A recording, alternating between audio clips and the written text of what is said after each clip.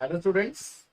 तो देखिए जी, अब हम स्टार्ट कर सकते हैं 12th क्लास का न्यू यूनिट इलेक्ट्रोकेमिस्ट्री। इससे पहले मैंने इसका 11th क्लास जो है वो आपको समझा दिया था, रिडॉक्स रिएक्शंस, जिसमें हमने रिएक्शन बैलेंसिंग सीखी। बहुत सारे बच्चों ने मुझे सेंड भी की वो, लेकिन आल स्टूडेंट्स ने नहीं सेंड की। हमने रिडक्शन ऑक्सीडेशन समझा, ऑक्सीडेशन स्टेट निकालना समझा, और ध्यान रहे अब आज का टॉपिक और ये पूरा यूनिट उसी को समझ आएगा जो रिडक्शन ऑक्सीडेशन इजिली से पहचान सकते हैं। ठीक है, अभी खुद ही पता चल जाएगा आपको, ठीक है, आज के टॉपिक से कि क्यों रिडक्शन ऑक्सीडेशन और रिएक्शन बैलेंसिंग इतनी इंपॉर्टेंट है। ठीक है, देखिए ध्यान से। इलेक्ट्रोकेमिस्ट्री में सबसे पहले हम आज पढ़ेंगे इलेक्ट्रोकेमिकल सेल। हमने एक सेल पढ़ना है, सेल एंड बैटरीज। यही सेल एंड बैटरीज, ये जो आपके मोबाइल्स में भी हैं, रेडियो में भी होती हैं, वॉच में भी होते हैं, उन्हीं सेल्स के बारे में आज हम पढ़ेंगे। ठीक है जी। तो सबसे पहले हम एक सेल पढ़ेंगे, इलेक्ट्रोकेमिकल सेल।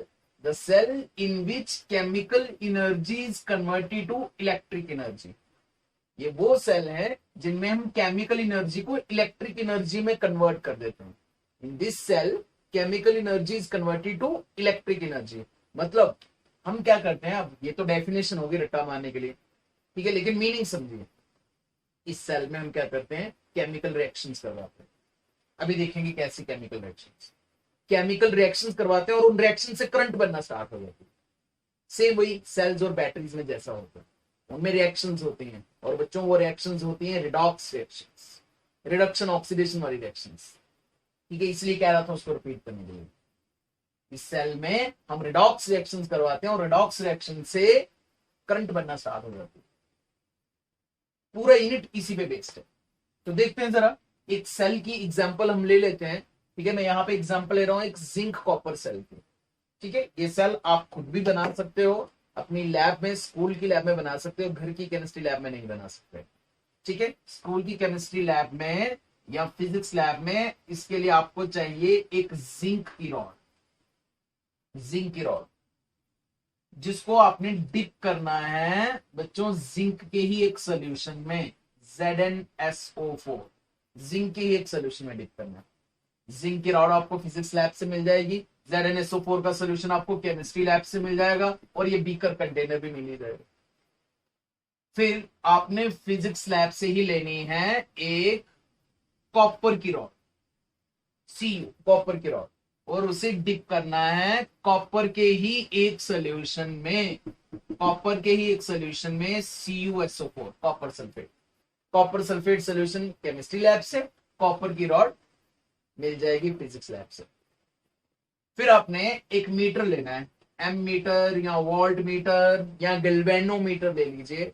ठीक है, उस गैल्वेनोमीटर का पॉजिटिव एंड कनेक्ट कीजिए जिंक के साथ, मतलब एनोड। एनोड जो है वो लेना है आपको जिंक। अभी सब कुछ क्लियर हो जाएगा क्यों इसी को एनोड लेना है, इसी को कैथोड क्यों। और इसका नेगेटिव एंड वो आप कनेक्ट कर लीजिए कॉपर के साथ, मतलब कैथोड। कैथोड नेगेटिव होता है बच्चों और एनोड पॉजिटिव होता है। Cathode is negative, anode is positive. ठीक है, अभी कुछ स्टूडेंट्स के दिमाग में आ रहा होगा, नहीं जी हमने तो स्कूल में या कहीं और तो ऐसा पढ़ा था कि एनोड नेगेटिव होता है, कैथोड पॉजिटिव होता है। उस सारे क्वेश्चन के आंसर अभी मिल जाएंगे, कोई कंफ्यूजन नहीं रखना। ठीक है, कुछ बच्चों ने शायद बुक से या कहीं और वीडियो लेक्चर देखा होगा, उसमें देखा होगा नहीं जी इलेक्ट्रोकेमिकल सेल में एनोड नेगेटिव होता है, कैथोड पॉजिटिव होता है। उन सब के आंसर अभी मिल जाएंगे, ध्यान से समझिए, बस कुछ भी गलत नहीं होगा। एनोड पॉजिटिव ही होता है, आपने पॉजिटिव ही लिखना है। कैथोड नेगेटिव होता है, उसे नेगेटिव भी लिखना है, ये हम 11 से पढ़ते आ रहे हैं। कैथोड पे कैटाइंस जाते हैं, नेगेटिव चार्ज पे पॉजिटिव चार्ज के आयन जाते हैं, पॉजिटिव चार्ज पे नेगेटिव चार्ज के एनाइंस जाते हैं। Anode is of positively charge, इसमें कोई कंफ्यूजन नहीं रखना। Cathode is of negatively charge. अब देखिए होता क्या बच्चों, फिर से पूछ रहा हूं, फिर से अपने आप से क्वेश्चन पूछिए, एनोड कौन से चार्ज का होता है, पॉजिटिव चार्ज। पॉजिटिव चार्ज अपनी तरफ किसको अट्रैक्ट कर सकता है, पॉजिटिव चार्ज अपनी तरफ नेगेटिव चार्ज को अट्रैक्ट कर सकता है। तो देखिए क्या होता है पॉजिटिव चार्ज पे, एट एनोड। एनोड पे क्या होगा बच्चों, एनोड पे जिंक Zn अपने इलेक्ट्रॉन्स लूज करना स्टार्ट कर जाएगा। ये देखिए जी, सही लिखी मैंने रिएक्शन। अगर बैलेंसिंग आती है तो इस रिएक्शन को लिखने में कोई प्रॉब्लम नहीं। इस रिएक्शन का मीनिंग है जिंक ने अपने 2 इलेक्ट्रॉन्स लूज कर दिए।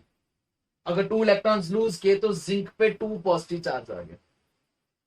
ठीक है जी, zinc can easily lose 2 electrons, zinc easily 2 electrons lose कर सकते हैं। फिर से पूछता हूं वापस, बताइए एनोड कौन से चार्ज का होता है? पॉजिटिव चार्ज का। पॉजिटिव चार्ज अपनी तरफ किसको अट्रैक्ट कर सकता है? नेगेटिव चार्ज को, और यहाँ पे नेगेटिव चार्ज है इलेक्ट्रॉन्स। तो बच्चों क्या होगा, ये इलेक्ट्रॉन्स, ये जो ये इलेक्ट्रॉन्स आपको दिख रहे हैं, ये इलेक्ट्रॉन्स इस रॉड पे इकट्ठा होना स्टार्ट हो जाएंगे। ठीक है, क्यों? क्योंकि एनोड कौन से चार्ज का, फिर से पूछ रहा हूं, पॉजिटिव चार्ज का, उस पे ये नेगेटिव चार्ज के इलेक्ट्रॉन्स इकट्ठा होना स्टार्ट हो जाएंगे और Zn2 पॉजिटिव सोल्यूशन में गिरना स्टार्ट कर जाएगा। Zn2 पॉजिटिव सोल्यूशन में इलेक्ट्रॉन्स रॉड पे, एक जिंक से 2 इलेक्ट्रॉन, 2 जिंक से 4 इलेक्ट्रॉन, 4 जिंक से 8 इलेक्ट्रॉन। ये पूरे इलेक्ट्रॉन्स, पूरी रॉड पे इलेक्ट्रॉन्स इलेक्ट्रॉन्स इलेक्ट्रॉन्स, इस पूरे एंड पे इलेक्ट्रॉन्स इकट्ठा हो जाएंगे और ये पूरा का पूरा एंड नेगेटिव चार्ज का एंड हो जाएगा। ठीक है, इसलिए कुछ जगह पे लिखा हुआ है और कुछ टीचर्स पढ़ा भी देते हैं कि इलेक्ट्रोकेमिकल सेल में एनोड नेगेटिव चार्ज का होता है।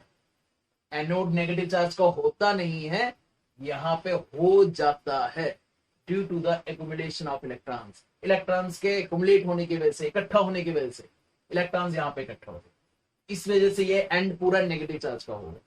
अगर एनोड पॉजिटिव चार्ज का नहीं होता तो इलेक्ट्रॉन्स यहाँ पे इकट्ठा नहीं होते।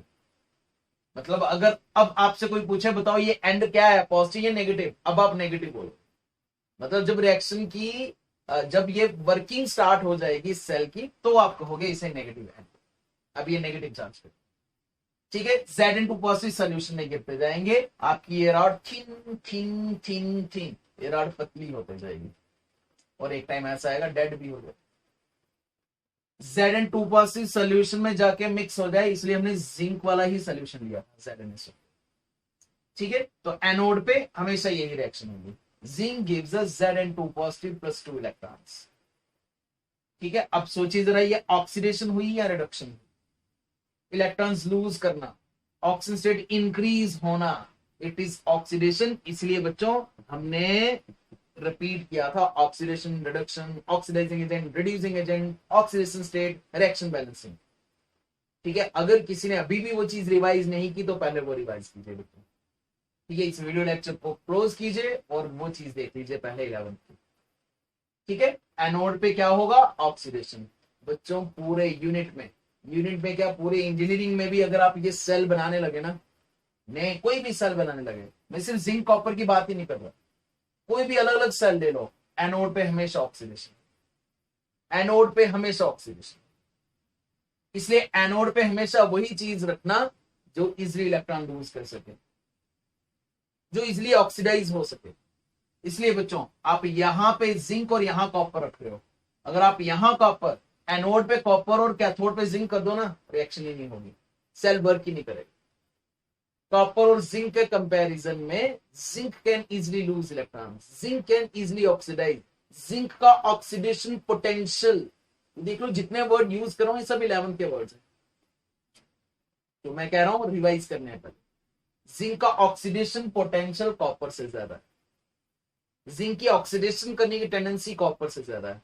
कैसे पता चला? वो इनके पोटेंशियल्स की वैल्यू से भी पता चल सकता है और कॉन्फ़िगरेशन से भी। जिंक की है, देखिए यहां पे लिखता हूं मैं बच्चों, जिंक का एटॉमिक नंबर 30 है, कॉपर का एटॉमिक नंबर 29 है। जिंक की कॉन्फ़िगरेशन, आउटरमोस्ट कॉन्फ़िगरेशन होती है 3d10 4s2, कॉपर की आउटरमोस्ट कॉन्फ़िगरेशन होती है 3d10 4s1। अब ये कॉन्फ़िगरेशन नहीं मैं सिखा सकता बच्चों, इसके लिए आप फिर 11th में वापस एडमिशन ले लीजिए। ठीक है, इतनी सारी 11th की चीजें जो यूज होने वाली है वो तो बता दूंगा, लेकिन अब कॉन्फ़िगरेशन के लिए 11th के लेक्चर्स देख लो मेरे, ये भी अपलोड कर दूंगा कुछ दिनों में। जिंक की कॉन्फ़िगरेशन आउटरमोस्ट 3d10 4s2, अगर जिंक ने 2 इलेक्ट्रॉन्स लूज कर दिए 4s 0 हो जाएगा, 3d10 रह जाएगा। अगर कॉपर ने 2 इलेक्ट्रॉन्स लूज कर दिए Cu2 पॉजिटिव, तो यहां से एक इलेक्ट्रॉन, यहां से एक इलेक्ट्रॉन लूज होगा, 3d9 हो जाएगा। जिंक 2 पॉजिटिव 3d10 है, कॉपर 2 पॉजिटिव 3d9 है, तो 3d10 इज मोर स्टेबल। तो जिंक 2 इलेक्ट्रॉन लूज करके एक स्टेबल कॉन्फ़िगरेशन बना सकता है, कॉपर 2 इलेक्ट्रॉन लूज करके अनस्टेबल कॉन्फ़िगरेशन 3d9 बना देगा, वो वापस इलेक्ट्रॉन गेन करने की कोशिश करेगा। ठीक है, तो एक्चुअली ये कन्फिग्रेशन से पता चलता है बच्चों, ये कन्फिग्रेशन से पता चलता है कि किसने इलेक्ट्रॉन लूज इजिली करने और किसने इलेक्ट्रॉन गेन इजिली करने, ऐसे पता नहीं चलता। ठीक है, ये सब कन्फिग्रेशन पे डिपेंड। तो चलिए अब मैं कैथोड की बात करता हूं। एट कैथोड, एट कैथोड देखो जरा ध्यान से, कैथोड पे कौन है और कैथोड कौन से चार्ज का होता है? कैथोड नेगेटिव चार्ज का होता है और कैथोड पे कॉपर की रॉड। यहां पे रिएक्शन यहां से स्टार्ट होती है कॉपर सल्फेट से, CuSO4। CuSO4 ब्रेक होता है Cu2 positive plus 2 electrons plus SO4 2 negative, Cu2 positive plus SO4 2 negative. Copper sulphate break हो गया, Cu2 positive plus SO4 2 negative है। कैथोड कौन से चार्ज का? नेगेटिव चार्ज का। नेगेटिव चार्ज अपनी तरफ किसको अट्रैक्ट कर सकता है? पॉजिटिव चार्ज को। कौन है पॉजिटिव? Cu2 positive. तो यहां सोल्यूशन से सारा का सारा Cu2 पॉजिटिव रॉड पे इकट्ठा होना स्टार्ट हो जाएगा। Cu2 positive, Cu2 positive, Cu2 positive, पूरी रॉड पे Cu2 पॉजिटिव, Cu2 पॉजिटिव इकट्ठा हो जाएगा। और ये रॉड कौन से चार्ज की रॉड हो जाएगी? पॉजिटिव चार्ज की। मतलब आपका कैथोड पॉजिटिव हो गया, उल्टा हो गया। ठीक है, इसलिए इलेक्ट्रोकेमिकल सेल में हम बहुत सारी जगह पे इवन की बुक्स में भी पढ़ लेते हैं कि इलेक्ट्रोकेमिकल सेल में सिस्टम उल्टा होता है, एनोड नेगेटिव होता है, कैथोड पॉजिटिव होता है। होता नहीं है, हो जाता है। इलेक्ट्रोकेमिकल सेल्स में जहां पे केमिकल एनर्जी से इलेक्ट्रिक एनर्जी बनाते हैं, इन सेल्स में एनोड नेगेटिव चार्ज का हो जाता है due to the accumulation of electrons, और कैथोड पॉजिटिव चार्ज का हो जाता है due to the accumulation of this Cu2 positive ions. Copper 2 positive ions की वजह से यहाँ पे पॉजिटिव एंड हो गया। तो अब आपके पास 2 रॉड्स हैं, ये देखिए 2 रॉड्स और उनके बीच में कनेक्शन भी है। एक रॉड पॉजिटिव चार्ज की, दूसरी रॉड फुल नेगेटिव चार्ज की, तो ये पॉजिटिव नेगेटिव अट्रैक्शन करेंगे। ठीक है, तो ये इलेक्ट्रॉन्स यहां से यहां फ्लो करना स्टार्ट कर देंगे। कॉपर 2 पॉजिटिव नहीं जाएगा, हैवी है, वो पार्टिकल्स यही रह जाएंगे। इलेक्ट्रॉन जो रेडिएशन की तरह होते हैं वो फास्ट स्पीड से मूव करना स्टार्ट कर जाएंगे। एट कैथोड Cu2 पॉजिटिव, हर एक Cu2 पॉजिटिव को मिलेंगे 2 इलेक्ट्रॉन्स पॉजिटिव चार्ज खत्म करने के लिए, 3D9 से वापस 3D10 होने के लिए, स्टेबल होने के लिए, और ये बन जाएगा Cu कॉपर। ठीक है जी, रिएक्शन बैलेंसिंग आती होगी, चार्ज बैलेंस करना आता होगा तो कोई प्रॉब्लम नहीं आएगी। अब खुद ही देख लीजिए ये कौन सी रिएक्शन है, ऑक्सीडेशन है या रिडक्शन है? इलेक्ट्रॉन गेन होना रिडक्शन, ऑक्सीजन से डिक्रीज होना +2 से 0 में जा रहा है, इट इज रिडक्शन। तो बच्चों ये रिडक्शन रिएक्शन। ठीक है, रिडक्शन। और ओवरऑल क्या हो जाएगी? Redox reaction. Overall is redox reaction. Zinc plus Cu2 positive, 2 electrons cancel, actually cancelling balance, reaction balancing आ रही है ना, यूज हो रहा है ना। 2 इलेक्ट्रॉन्स बैलेंस कैंसिल, अगर नहीं होते तो बैलेंस करने हैं आपको। Gives us Zn2 positive plus Cu, Zn2 positive plus Cu। ये हो गई जी ओवरऑल रिडॉक्स रिएक्शन। और इस रिडॉक्स रिएक्शन का फायदा क्या हुआ? करंट बन गई, flow of charge is current. Electron यहां से यहां फ्लो किए ना, इलेक्ट्रॉन यहां से यहां फ्लो किए तो करंट कंडक्ट होना स्टार्ट हो गया। तो सिंपल एनोड कैथोड पे ऑक्सीडेशन रिडक्शन होने से आपने करंट जो है वो जनरेट की या कंडक्ट होना स्टार्ट हो गई कुछ भी के लिए। यहाँ पे ये वोल्ट मीटर या एम मीटर या गैल्वेनोमीटर में डेविएशन आना स्टार्ट हो जाएगी, या यहाँ बल्ब लगा दो, बल्ब पे भी डेविएशन आना, वो ब्लो करना स्टार्ट हो जाएगा। ठीक है, ये सेल आप खुद भी बना सकते हो, लेकिन ध्यान रहे एनोड पे वही चीज लगाना which can easily loose electrons, वही मेटल रखना जो अपने इलेक्ट्रॉन्स इजिली लूज कर सकता है, और कैथोड पे वही सब्सटेंस आना चाहिए जो इजिली इलेक्ट्रॉन गेन कर सकता है। मींस एनोड पे उस सब्सटेंस का ऑक्सीडेशन पोटेंशियल ज्यादा होना चाहिए, ऑक्सीडेशन करने की टेंडेंसी ज्यादा होनी चाहिए, और कैथोड पे वो सब्सटेंस का रिडक्शन पोटेंशियल, रिडक्शन करने की टेंडेंसी ज्यादा होनी चाहिए। ठीक है जी, इसके साथ ये सब आप आराम से देखना। ठीक है, और कल आपकी नोटबुक पे ये स्ट्रक्चर, ये केमिकल सेल, इलेक्ट्रोकेमिकल सेल 3 बार बना होना चाहिए, 3 बार। एक बार अभी, एक आपका यही होमवर्क है, ठीक है, यही आपका होमवर्क है। और एक बार तब जब ये कल हमारी नेक्स्ट क्लास स्टार्ट होने वाली होगी, क्लास स्टार्ट होने से 5 मिनट पहले आपको इलेक्ट्रोकेमिकल सेल बना के अपनी नोटबुक सामने रख के बैठ जाना है, ठीक है। फिर से बोल रहा हूं बच्चों, 80% यूनिट हम इसी डायग्राम से पढ़ेंगे, इसी डायग्राम से 80% यूनिट, और क्वेश्चन यहीं से आएंगे। अच्छा, एक और चीज है बच्चों, यहाँ पे ध्यान से देखना, यहाँ पे एक यू शेप की ना ग्लास ट्यूब भी होती है, एक यू शेप की ग्लास ट्यूब होती है, ये 11th में भी था। एक यू शेप की ग्लास ट्यूब होती है जिसे हम कहते हैं साल्ट ब्रिज, इसे हम कहते हैं साल्ट ब्रिज। इसमें एक सेमी सॉलिड मटेरियल होता है, अगर अगर एक जेली टाइप का मटेरियल होता है, एक एल्गी होती है, ओशन से मिलती है, सी से मिलती है, अगर अगर एक जेली टाइप का मटेरियल, और उसमें एक स्ट्रॉन्ग इलेक्ट्रोलाइट होता है। देखो फिर से क्या वर्ड यूज किया मैंने, स्ट्रॉन्ग इलेक्ट्रोलाइट। ये वर्ड्स 11th के हैं, लेकिन हम 12th में सोल्यूशन चैप्टर में यूज कर चुके हैं। एक स्ट्रॉन्ग इलेक्ट्रोलाइट होता है, जैसे कि एक KNO3 ले लो, KNO3, K positive NO3 negative, जो क्विकली आयंस बना दे और जेली मटेरियल में आराम से फ्लो भी कर सके, आराम से फ्लो भी कर सके। देखिए इस साल्ट ब्रिज का क्या काम, ठीक है, ध्यान से, अगर ये सेल समझ आ गया तो वो भी समझ आ ही जाएगा, ठीक है। एक एक करके ये सारी डायग्राम आराम से बनाना। वापिस एनोड पे आ जाओ। एनोड पे क्या हो रहा था, ऑक्सीडेशन हो रही थी। एनोड पे जिंक अपने इलेक्ट्रॉन्स लूज कर रहा था, Zn2 पॉजिटिव बन रहा था। इलेक्ट्रॉन्स यहाँ पे इकट्ठा हो रहे थे, इलेक्ट्रॉन्स यहाँ पे एक्युमुलेट हो रहे थे, Zn2 पॉजिटिव सोल्यूशन में जा रहा था, सोल्यूशन में जा रहा था। ये पूरी रॉड नेगेटिव चार्ज की होगी और Zn2 पॉजिटिव क्या हो जाएगा, सोल्यूशन में Zn2 पॉजिटिव बढ़ जाएगा, zinc 2 positive, zinc 2 positive, zinc 2 positive, zinc 2 positive, और सारा का सारा जिंक 2 पॉजिटिव इस रॉड के आगे पीछे इकट्ठा हो जाएगा। सारा का सारा जिंक 2 पॉजिटिव रॉड के आगे पीछे इकट्ठा हो जाएगा। क्यों, क्योंकि रॉड नेगेटिव चार्ज की, ठीक है। तो इलेक्ट्रॉन्स के फ्लो में प्रॉब्लम क्रिएट करेगा, क्योंकि सारा पॉजिटिव इधर ही इकट्ठा हो गया, इनको अट्रैक्ट करेगा। तब यहां से काम आएगा NO3 नेगेटिव, नेगेटिव चार्ज का आंसर। वो फास्ट स्पीड से यहां पे इस एंड पे आ जाएंगे। ये क्लोज है, यहाँ पे कॉटन प्लग लगा हुआ है, क्लोज है। NO3 नेगेटिव यहां आ जाएंगे और सारा Zn2 पॉजिटिव अपनी तरफ खींच लेंगे, सारा Zn2 पॉजिटिव अपनी तरफ खींच। रास्ता क्लियर हो गया, रास्ता क्लियर हो गया, और इलेक्ट्रॉन्स का फ्लो स्टार्ट हो गया। रुकावट जो डाली थी Zn2 पॉजिटिव ने वो दूर। यहां देखिए, कॉपर 2 पॉजिटिव रॉड पे चला गया और सोल्यूशन में पीछे रह गया SO4 2 negative, SO4 2 negative, SO4 2 negative, पूरी रॉड के आगे पीछे SO4 2 नेगेटिव इकट्ठा हो जाएगा सोल्यूशन में। Cu2 पॉजिटिव रॉड पे चले गए तो पीछे सल्फेट 2 नेगेटिव रहेगा, मतलब नेगेटिव चार्ज बढ़ गया जो इस रॉड के आगे पीछे इकट्ठा हो जाएगा। तो इसको बैलेंस करने के लिए यहाँ पे आ जाएंगे K पॉजिटिव, सारा का सारा K पॉजिटिव इस एंड पे आ जाएगा और सारा सल्फेट अपनी तरफ खींच लेगा, रुकावट जो डाल रहे थे वो दूर हो। ठीक है, ये होता है साल्ट ब्रिज और उसका फंक्शन। ठीक है, तो आप क्या करोगे, आप ये सब लिख के लास्ट में लिखोगे हेडिंग साल्ट ब्रिज।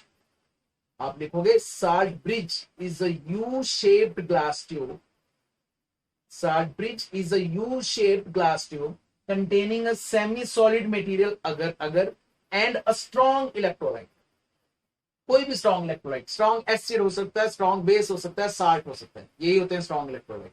जो इजीली आयंस बनाए वो होते हैं स्ट्रॉन्ग इलेक्ट्रोलाइट, सिंपल भाषा में बोलो। ठीक है, एक सेमी सॉलिड मटेरियल होगा और एक स्ट्रॉन्ग इलेक्ट्रोलाइट होगा। ठीक है, अब ये साल्ट ब्रिज करता क्या है, it completes the circuit of the cell. बच्चों ये सेल का सर्किट कंप्लीट करता है। हर एक सर्किट में 2 वायर्स होती हैं कम से कम, एक लाइव वायर एक न्यूट्रल वायर, 2 वायर्स तो होती हैं कम से कम। ये देखो 2 वायर्स, एक वायर ये और एक न्यूट्रल वायर ये लाइव वायर, इसमें इलेक्ट्रॉन्स फ्लो कर रहे हैं, इसमें आयंस फ्लो कर रहे हैं। It completes the circuit of the cell, इस सेल का सर्किट कंप्लीट कर। ठीक है, and it also increase the efficiency of the cell, ये सेल की एफिशिएंसी भी बढ़ाते हैं। ठीक है, ये जो यहाँ रुकावट डाल रहे थे आयंस उनको बैलेंस कर दिया, यहां जो रुकावट डाल रहे थे आयंस उनको बैलेंस कर दिया। ठीक है, इस तरह से आप ये पूरी डायग्राम बनाओ, ये सब लिखो, फिर उसके आगे थोड़ी सी और चीज इसमें डिस्कस करते हैं। हाँ जी, तो देखिए बच्चों, तो इस तरह से ये सेल जो है वो वर्क करता है, एनोड पे इलेक्ट्रॉन्स लूज और कैथोड पे इलेक्ट्रॉन्स गेन करके। ठीक है, एनोड से इलेक्ट्रॉन लूज हो रहे हैं, जिंक इलेक्ट्रॉन लूज कर रहे हैं और यही इलेक्ट्रॉन फिर यहां से कैथोड पे जा रहे हैं। ठीक है, कैथोड पे हमेशा रिडक्शन होगी। बस यही 3 चीजों का ध्यान आपने रखना है इस पूरे यूनिट में। Only 3 points. एक पॉइंट एनोड, दूसरा पॉइंट कैथोड, तीसरा पॉइंट एक स्ट्रॉन्ग इलेक्ट्रोलाइट, सॉल्ट ब्रिज का एक स्ट्रॉन्ग इलेक्ट्रोलाइट। इसको ना भूलना, सब इंपॉर्टेंट है, तीनों चीजें। अगर ये 3 चीजों पे आप अच्छे से स्टडी कर लो तो आप अपना कोई भी नया सेल बना सकते हो, नई बैटरी बना सकते हो अपने न्यू जनरेशन के मोबाइल्स के लिए जो और अच्छी चले। जिंक कॉपर चेंज हो सकते हैं, ये इलेक्ट्रोलाइट चेंज हो सकते हैं, लेकिन इसके ऊपर जो मेन बेसिक चीज जो हो रहा है वो चेंज नहीं होने वाला। क्या हो रहा है? फर्स्ट, एनोड पे हमेशा ऑक्सीडेशन होगी, हमेशा ऑक्सीडेशन। सेकंड, कैथोड पे हमेशा रिडक्शन होगी, हमेशा रिडक्शन। थर्ड, इलेक्ट्रोलाइट आयंस बनाएगा और एक्स्ट्रा आयंस को बैलेंस करने में हेल्प करेगा। एक तरह से कह सकते हैं रिएक्शन बैलेंस करने में हेल्प करेगा, फ्री का आयंस नहीं बनने देगा ये। ठीक है, 3 चीजें हैं, फिर से बोल रहा हूं 3 चीजें, एनोड, कैथोड, इलेक्ट्रोलाइट। और यही आपने इस वीडियो लेक्चर को देखने के बाद करना है, यही आपका होमवर्क है। क्या? एनोड पहचानो, कैथोड पहचानो, एनोड की रिएक्शन लिखो लेकिन ध्यान रहे बैलेंस करके, कैथोड की रिएक्शन लिखो लेकिन ध्यान रहे बैलेंस करके, और ओवरऑल रिएक्शन लिखो, लेकिन उसके पहले आपको एनोड कैथोड पहचानना पड़ेगा। ठीक है, मैं अलग अलग तरीके बताता हूं कैसे कैसे कहां कहां पे ये सब लिखा होगा, लेकिन आपके दिमाग में या आपकी नोटबुक पे सामने ये सेल होना चाहिए। ठीक है, ये सेल सामने होना चाहिए। ठीक है, देखो ध्यान से एक बार, ये देखिए। हाँ जी, तो देखो बच्चों, एक या तो ऐसी रिएक्शन लिखी होगी simple, Zn plus Cu2 positive gives Zn2 positive plus Cu। कुछ क्वेश्चंस में कुछ जगह पे ऐसी सिर्फ रिएक्शन लिखी होगी और कुछ भी पूछा होगा, कोई भी क्वेश्चन होगा, कुछ भी आपको पूछा गया होगा, आपने सबसे पहले इस यूनिट के लिए सबसे पहले एनोड कैथोड पहचानने हैं, एनोड कैथोड की रिएक्शन बैलेंस करके लिखनी है, ओवरऑल रिएक्शन लिखनी है। तो कैसे पहचानोगे? आप देखो किसकी ऑक्सीडेशन हो रही है, आप देखोगे किसकी रिडक्शन हो रही है, बस वहां से पहला पहचान लोगे। ऑक्सीडेशन कहां पे होती है? एनोड पे। तो ये रिएक्शन एनोड पे लिखो लेकिन बैलेंस करके लिखो, इलेक्ट्रॉन्स चार्ज के साथ। कैथोड पे रिडक्शन होती है तो ये रिएक्शन कैथोड पे लिख लीजिए लेकिन बैलेंस करके, और ओवरऑल रिएक्शन। तो एक सिंपल तरीका तो ये होगा, रिएक्शन लिख रखी होंगी, रिएक्शंस। ठीक है, और अलग अलग चीजें, बहुत सारे न्यूमेरिकल्स आपने फर्स्ट 6 क्वेश्चंस पे ध्यान देना है। अपने टेक्स्ट बुक के एक्सरसाइज के, मैं आपको सेंड भी कर दूंगा, टेक्स्ट बुक के एक्सरसाइज के फर्स्ट 6 क्वेश्चंस। ठीक है, उसमें जो भी चीज पूछी गई होगी आपने उसको नहीं देखना है फिलहाल के लिए, आज के लिए आपने सिर्फ ऑक्सीडेशन रिडक्शन देखनी है। फिर वहीं से आपने एनोड कैथोड पहचानना है, एनोड कैथोड की रिएक्शन लिखनी है, बैलेंस करके, और ओवरऑल रिएक्शन लिखनी है। बस यही आपका होमवर्क है, फर्स्ट 6 क्वेश्चन ध्यान दीजिए। एक और तरीका है, कहीं कहीं पे आपको क्वेश्चन में ऐसे दे रखा होगा, आधा सेल और आधा सेल, हाफ सेल और हाफ सेल, ऐसा लिख रखा होगा। ठीक है, एक हाफ सेल में ऐसा लिखा होगा Cu gives us Cu2 positive, और दूसरे हाफ सेल में ऐसा लिखा होगा Ag पॉजिटिव ऑब्लिक Ag। इस हाफ सेल में कॉपर से कॉपर 2 पॉजिटिव बन रहा है, ऑक्सीडेशन हो रही है, तो ऑक्सीडेशन हो रही है तो ये आ गया एनोड। अब ये रिएक्शन आपने एनोड पे लिखनी है, अब कॉपर एनोड पे आ गया, क्योंकि सिल्वर के कंपैरिजन में शायद कॉपर का ऑक्सीडेशन पोटेंशियल ज्यादा होता होगा। ठीक है, तो अब इसको एनोड पे लिखना है ऑक्सीडेशन में, इसको कैथोड पे लिखना है रिडक्शन में, लेकिन बैलेंस जरूर करना, इसको 2 टाइम्स लेना पड़ेगा, बैलेंस करके ओवरऑल रिएक्शन बनाना। तो एक तरीका ये होगा। ठीक है, और एक तीसरा तरीका, यही सबसे खतरनाक और यही सबसे ज्यादा यूज होगा, देख लेना आपके कंप्यूटर एग्जाम में भी और आपके एकेडमिक्स में भी। इसमें क्या होगा बच्चों, इसमें आपको दे रखा होगा रिडक्शन पोटेंशियल। क्या दे रखा होगा? Reduction potential. ये देखिए ऐसे लिखा होगा,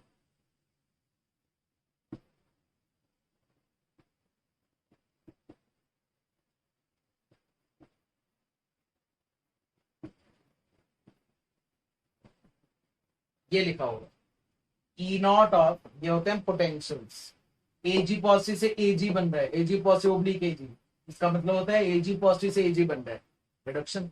तो ये reduction potential. This is reduction potential of silver. Cu2 positive से Cu बन रहा है, Cu2 है, Cu2 पॉजिटिव से Cu बन रहा है, ये भी रिडक्शन है। ठीक है, तो ये हो गया इसका रिडक्शन पोटेंशियल। ऐसे देखा जाए दोनों का ही रिडक्शन पोटेंशियल दे रखा है, लेकिन इसका ये मीनिंग नहीं है कि दोनों की रिडक्शन हो रही है। जिसका रिडक्शन पोटेंशियल ज्यादा होगा, जिसका रिडक्शन पोटेंशियल ज्यादा होगा उसी की रिडक्शन। ठीक है, किसका रिडक्शन पोटेंशियल ज्यादा है, देखिए यहाँ पे सिल्वर का रिडक्शन पोटेंशियल हाई है, तो बच्चों इसकी होगी रिडक्शन, और रिडक्शन होती है कैथोड पे। पहचान लिया सिल्वर कैथोड पे, हमने पहचान लिया सिल्वर कैथोड पे। तो ये वाली रिडक्शन वाली रिएक्शन कैथोड पे रिडक्शन होती है, ये रिडक्शन वाली रिएक्शन कैथोड पे। बैलेंस करके किसका रिडक्शन पोटेंशियल कम है, कॉपर का रिडक्शन पोटेंशियल इसके कंपैरिजन में कम है। जिसका रिडक्शन पोटेंशियल कम, उसका ऑक्सीडेशन पोटेंशियल ज्यादा, उसकी ऑक्सीडेशन करने की टेंडेंसी ज्यादा। और ऑक्सीडेशन कहां होती है, एनोड पे। ठीक है, तो आपको ये रिएक्शन, ये रिडक्शन है, आपने उल्टा लिखना है, या ऑक्सीडेशन रिएक्शन, क्योंकि एनोड पे ऑक्सीडेशन होती है। तो ये ऑक्सीडेशन, इसकी ऑक्सीडेशन आपने एनोड पे लिखनी है, जैसे यहां पे लिखी हुई Cu से Cu2 पॉजिटिव। तो ये तीन अलग अलग प्रॉब्लम्स में आपको क्वेश्चन दिया हो सकता है। फिर से सुन लो ध्यान से क्या कह रहा हूं मैं। First six